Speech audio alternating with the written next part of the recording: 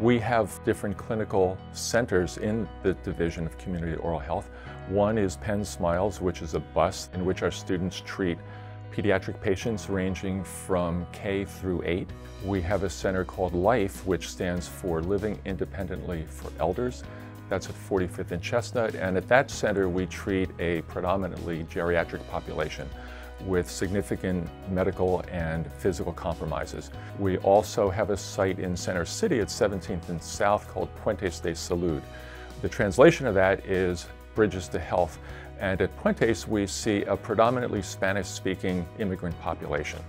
Simply stated, many of our patients would not receive dental care if Penn community care clinics were not established. Penn dental students and faculty make a difference in our patients' lives through easy neighborhood access to dental care and a friendly, high-quality environment. The impact of this program for the patients served at our community site, I would say, is being able to enter a community center and have the access full circle, starting with their medical providers and ending with their dental care at an affordable cost in a location that's accessible and close to their homes. The impact of this program on students is nothing less than transformative. They begin to understand where people live, where they purchase food, how they interact with healthcare professionals outside of the four walls of a dental school. And it's very different than many of their perceptions at the start of patient care. So it gives them a deeper appreciation for the lives that our patients live and where they come from and how they interact with their healthcare provider. There's always this one case that jumps out. Patient came in the first day with, she had pain in her mouth, she had broken down teeth, a lot of missing teeth and carious teeth. We took x-rays and determined that she needed full mouth extractions and complete dentures on her maxilla and her mandible.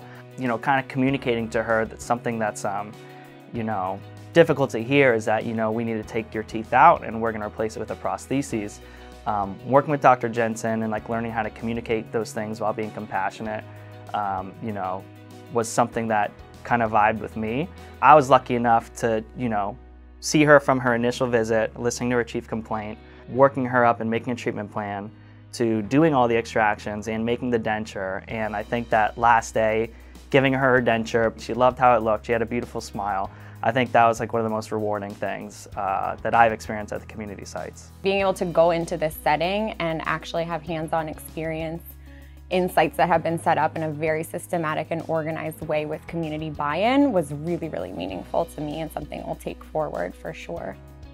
Dentistry is a very technical profession, and we do an excellent job of preparing our students to meet the technical demands of the profession. But one of the really important goals of the school is to prepare students to treat patients holistically.